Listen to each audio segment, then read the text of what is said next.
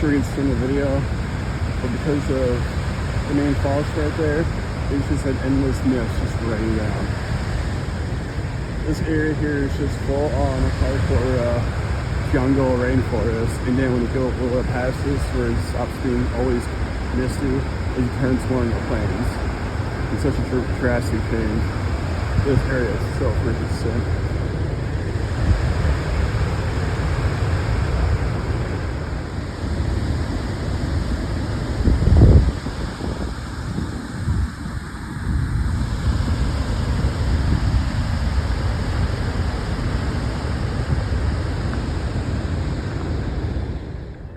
Yes, leaving the park when there's two big ass warthogs.